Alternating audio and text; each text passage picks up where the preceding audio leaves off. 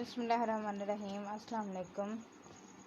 आज के टॉपिक जो है उसमें टिप्स फॉर ऐसे राइटिंग ऑन एनी टॉपिक। किसी भी टॉपिक पर आपको ऐसे लिखना तो वो आप कैसे लिख सकते हैं। अगर आपके पास नॉलेज भी नहीं है, रिसर्च भी नहीं है, तो भी ऐसे लिखा जा सकता है। तो उसके हवाले से मैं कुछ टिप्स डिस्कस करने जा रही हूँ। इनका लिखा भी मैंने ही है, और तो ये जो है मैं आपके साथ डिस्कस करती हूँ कि आपने किन किन चीज़ों को मद्देनज़र रखते हुए ऐसे लिखना है। सबसे पहले ऐसे राइटिंग के टिप्स को देखते हैं कि here are some tips to help you write an effective essay रखने के लिए क्या क्या टिप्स होती हैं। तो फर्स्ट टिप्स है जी, understand the prompt. Read the essay prompt carefully and make sure you understand what is being asked of you. Identify key words and concept that you need to address in your essay. मतलब जो ऐसे का topic है, जो आपसे topic line पूछी गई है, उसको आपने सबसे पहले समझना है कि आप उसके कीवर्ड्स देखने हैं कि किनको आप आइडेंटिफाई कर सकते हैं, किनको आप एड्रेस करना है, आपको उस हवाले से कितनी नॉलेज है और क्या क्या आप लिख सकते हैं। तो सबसे पहले वो जो 8-10 टॉपिक या 4-5 जितने भी टॉपिक्स होते हैं, उनमें से एक जो टॉपिक सिलेक्ट करना सबसे पहला काम होता है। दूसरा क्या होता है जी, प्लान योर ऐसे को प्लान करना ज़रूरी होता है। क्रिएट एन आउटलाइन और a plan before you start writing. This will help you organize your thoughts and ensure a logical flow in your essay. Outline the main points you want to cover and the sport give evidence or examples you will use. तीसरी क्या चीज़ है जी, conduct research करना ज़रूरी होता है ऐसे के लिए, क्योंकि ऐसे जो है वाहिद ऐसी चीज़ है जिसको आप बगैर रिसर्च के लिख नहीं सकते। अब रिसर्च किसे कहते हैं कि एक से ज़्यादा चीज़ों को आप पढ़ें, एक से ज़्यादा बुक्स को पढ़ें। जैसे कि वो जो है आपके रिसाले हैं, न्यूज़पेपर है, मैगज़ीन्स हैं, उसके अलावा गूगल सर्च आप करें, बुक्स जो ऑलरेडी ऐसे लिखे हुए हैं उनको पढ़ें। तो बहुत सारी चीज़ों को पढ़ने के बाद फिर आप जो नॉलेज गेन करेंगे, जो आप राइटिंग करेंगे, उसको हम कहते हैं रिसर्च। जैसे कि मैंने रिसर्च की है, ये जो मैं आपके साथ डिस्कस कर रही हूँ ऐसे के टिप्स, तो ये बेसिकली मेरे ख़ुद के अल्फाज नहीं हैं, और कुछ हैं भी इसमें, लेकिन ज़्यादातर मैंने इसके ऊपर रिसर्च किया। मैंने सर्च किया है कि ऐसे की राइटिंग के हवाले से टिप्स क्या क्या होंगे और कैसे लिखा जा सकता है। तो वो सारी चीज़ें मैं आपके साथ डिस्कस कर रही हूँ। अच्छा जी, if your essay requires research, gather relevant information from credible sources such as books, scholarly articles और reputable websites.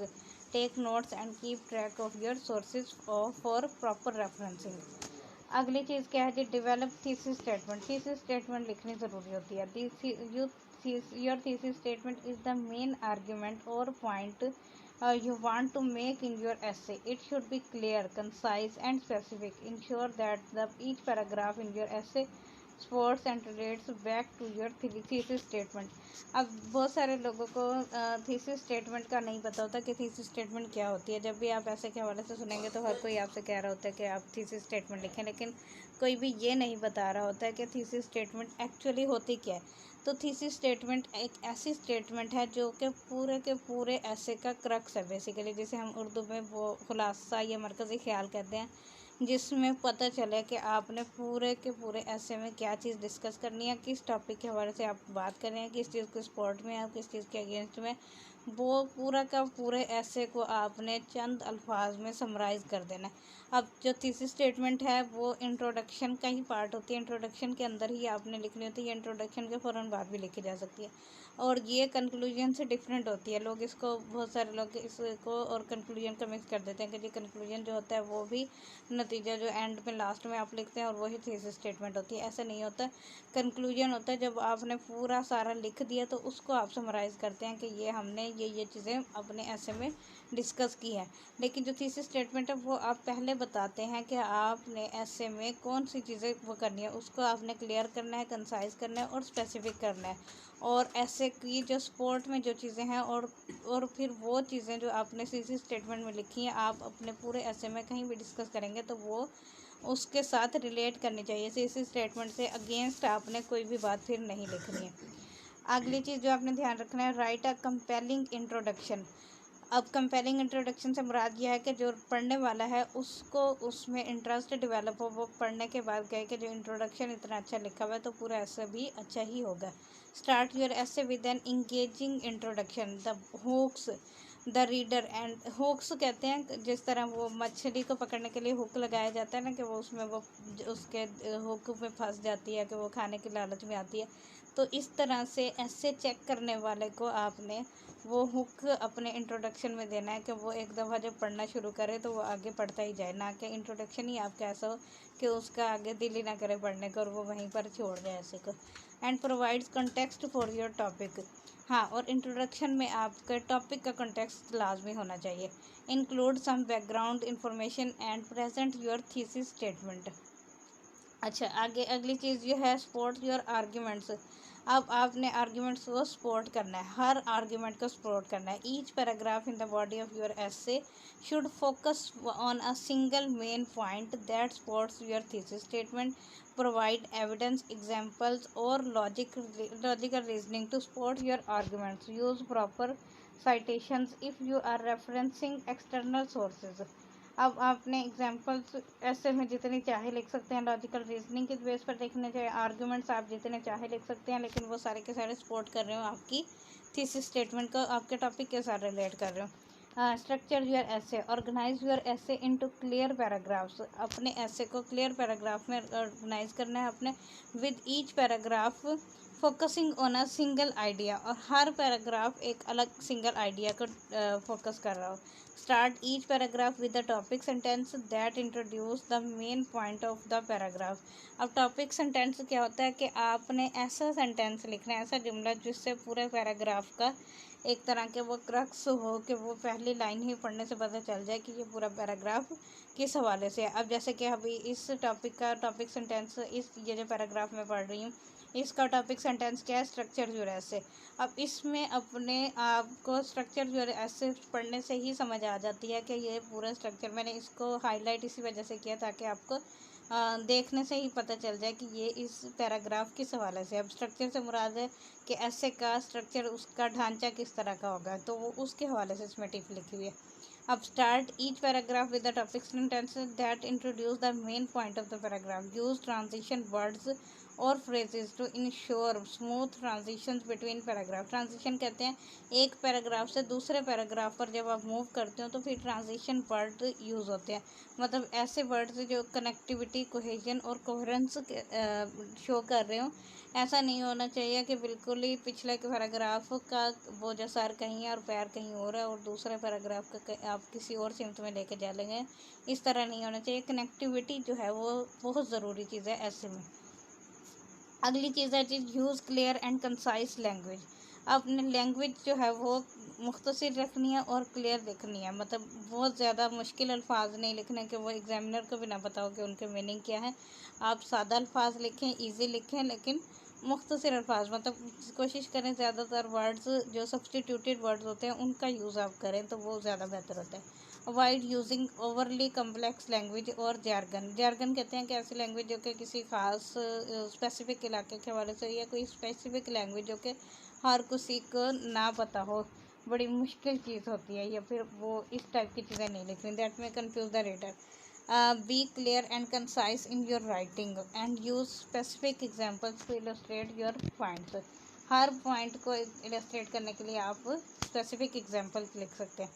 Proofread and edit. After you finish your writing your essay, take the time to proofread and edit it. Proofreading जो है वो ऐसे में बहुत सारे बच्चे नहीं करते हैं, जबकि करनी चाहिए। आप अपने ऐसे के टाइम को प्रॉपर मैनेज करें, और फिर उसमें आपने लास्ट में 10 मिनट्स 15 मिनट्स लाजमी रखें जिसमें आप प्रूफ रीडिंग करें और उसको एडिट कर सकें। मोस्टली बच्चे जो है वो लास्ट में कंक्लूजन ही नहीं लिख पाते ऐसे को, क्योंकि वो टाइम मैनेजमेंट नहीं हो पाती उनकी, तो वो प्रूफ रीडिंग का तो बहुत दूर की बात है, ऐसे ही कंप्लीट नहीं कर पाते टाइम मैनेज की वजह से। तो टाइम मैनेजमेंट ऐसे के लिए बहुत ज़रूरी चीज़ है जो कि आपने लाजमी करनी होती है पेपर में।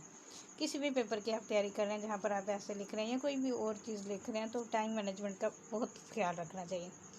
अच्छा जी, आगे check for grammar and spelling errors and ensure. क्योंकि बाज़ दफ़ा होता है कि इंसान जल्दी में वो स्पेलिंग लिख देता है तो उसके माइंड में होता है कि वो लिख दिया, लेकिन कभी आप अपना राइटिंग को दोबारा से पढ़ के देखें तो आप बहुत सारी चीज़ें स्किप कर जाते हैं। जैसे अब यह एरर्स लिखा हुआ है तो एरर्स की बजाय एस जो है वो स्किप हो जाएगा, एरर रह जाता है। तो ऐसे बहुत सारे अल्फाज हम फ्लुएंटली लिखते हुए राइटिंग में वो कर जाते हैं और फिर वो कुछ रह जाते हैं, तो फिर प्रूफ रीडिंग से वो एडिट हो जाते हैं और इजीली वो आपका ऐसे पर अच्छा इम्पैक्ट पड़ता है। And ensure that your sentences and paragraphs, एक सेकंड, अच्छा जी, आगे है जी seek feedback. Feedback if possible ask someone else to read your essay and provide feedback. They may catch errors और offer suggestions for improvement that you may have missed. But if you could not find anyone to check your essay, then check it by yourself. अब किसी को अपने ऐसे check करवाने नहीं करवा सकते तो आप खुद से भी चेक कर सकते हैं। अब पेपर में तो जाहिर बात है कि आप नहीं चेक करवा सकते, तो खुद लाजमी दोबारा से रीडिंग आप करें ऐसे की, और ख़ुद से ही आप चेक करेंगे तो आपको पता चल जाएगा उसमें क्या एरर्स और ओमिशन आपने किए हैं। आगे remember practice makes perfect. Practice जो है वो इंसान को परफेक्ट बनाती है। द मोर यू राइट ऐसे the better you will become at it. Good luck with your writing. ऐसे राइटिंग की प्रैक्टिस कोशिश करें कि डेली आप किया करें। हाउ राइट ऐसे on any topic with limited knowledge. अगर आपके पास लिमिटेड नॉलेज है, जैसे फॉर एग्जांपल आप पेपर में बैठे हैं और आपको लगता है कि किसी टॉपिक के ऊपर आपके पास नॉलेज ही बहुत कम है, तो भी आप लिमिटेड नॉलेज के साथ भी ऐसे लिख सकते हैं। कैसे? Writing an essay on a topic with limited knowledge can be challenging but it's not impossible. Here are some tips to help you to navigate through the process. सबसे पहली tip, research the topic. Start by conducting preliminary research on the topic to gather some basic knowledge. Look for reputable sources such as books, articles, or credible websites that provide an overview of the subject. Take notes on key points, important facts, and any relevant argument or perspective. अच्छा, इसके साथ एक और चीज़ मैं add कर देती हूँ कि ये तो रिसर्च हो गई ना कि आप जब पेपर के अलावा ऐसे की तैयारी कर रहे हैं तो फिर आप इस तरह से करें। लेकिन अगर आप पेपर में बैठे हैं और आपके पास कोई ऐसे टॉपिक ऐसे का आ जाता है जिसके ऊपर आपके पास लिमिटेड नॉलेज है, तो आप क्या करेंगे? तो फिर आप अपने ब्रेन को यूज़ करेंगे और आपने प्रीवियस लाइफ में जितनी भी चीज़ें पढ़ी हुई हैं उन सबको आप ब्रेनस्टॉर्मिंग करें और एनालाइज करें कि कौन कौन सी चीज़ें ऐसी आपने पढ़ी हुई हैं लाइफ में, ये जिनको ऑब्जर्व किया, तो वो ऐसे में आप रिलेट कर सकते हैं। तो फिर आप लिखना शुरू करेंगे तो वो लिखा जाता है ऐसे। आगे, narrow down your focus.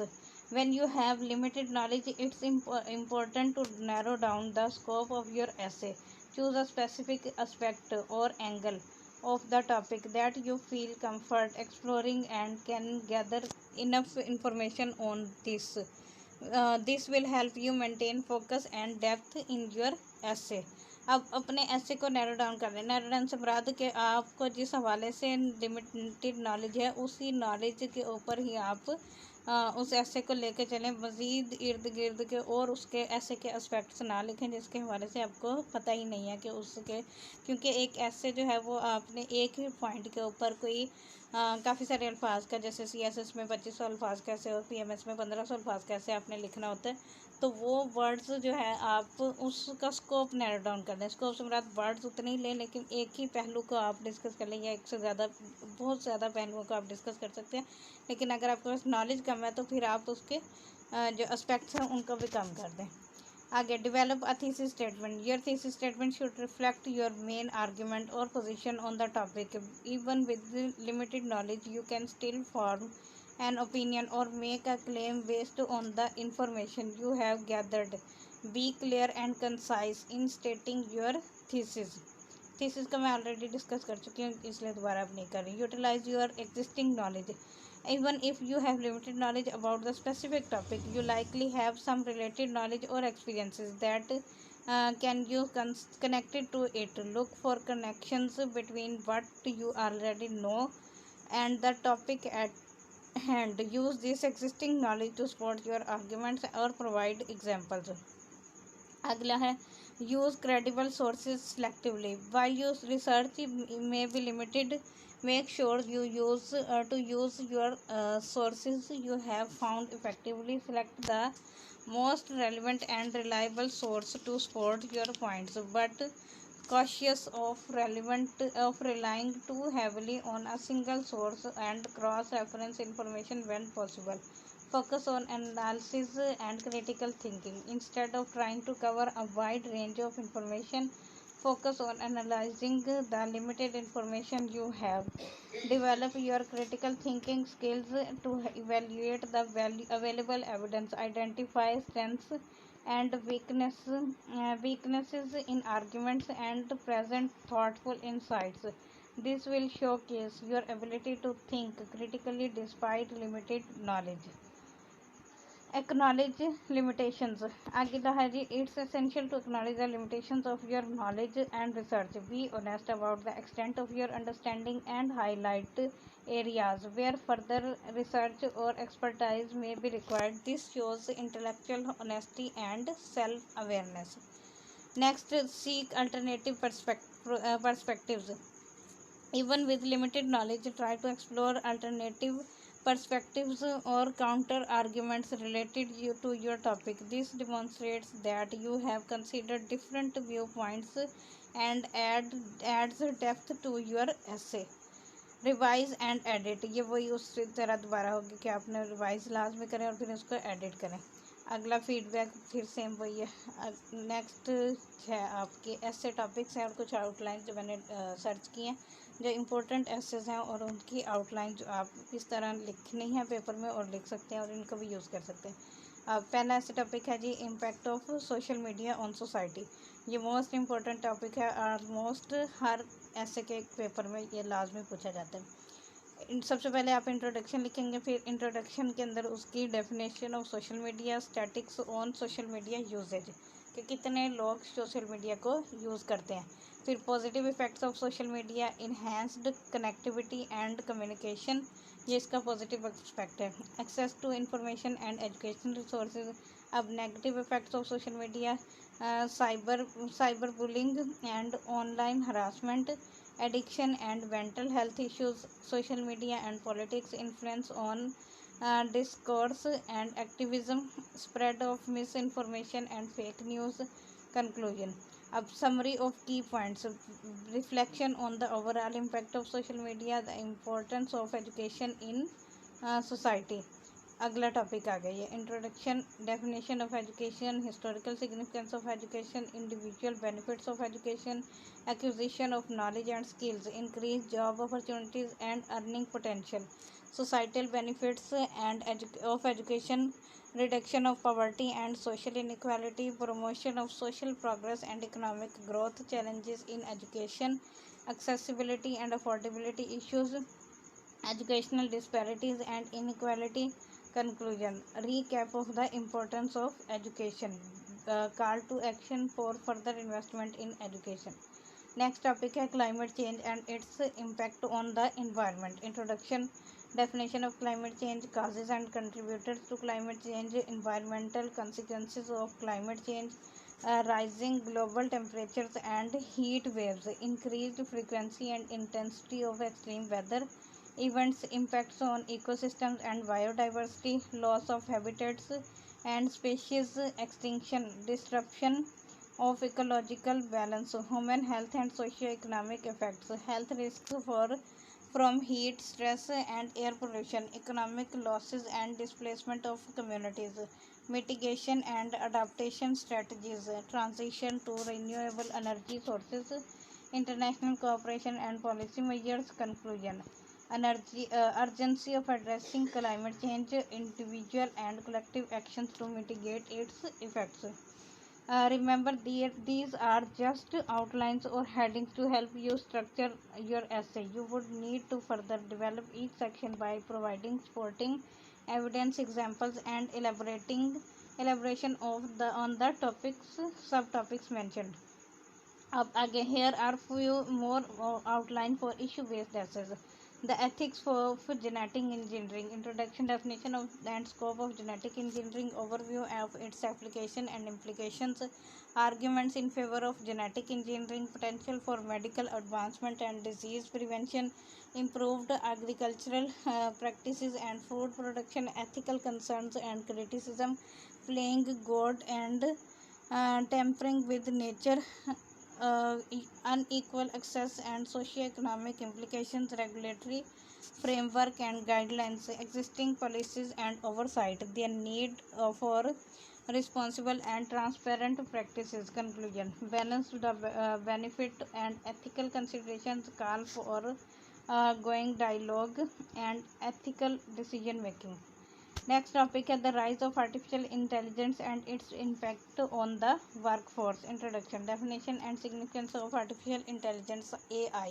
Overview of AI applications in various industries, advantages and potential benefits of AI: increased productivity and efficiency, automation of mundane tasks and dangerous jobs, job displacement and employment challenges, technological unemployment and skill gaps, impact on specific industries and professions, reskilling, uh, res, reskilling and adaptation strategies, lifelong learning and continuous education, embracing AI as a tool for augmentation, ethical consideration and policy implications, addressing biases and accountability in AI algorithms, establishing regulations for AI development and use. Conclusion: embracing the opportunities while mitigating the risk, importance of human AI collaboration and ethical guidelines, the importance of mental health awareness and support. Introduction, definition and prevalence of mental health issues,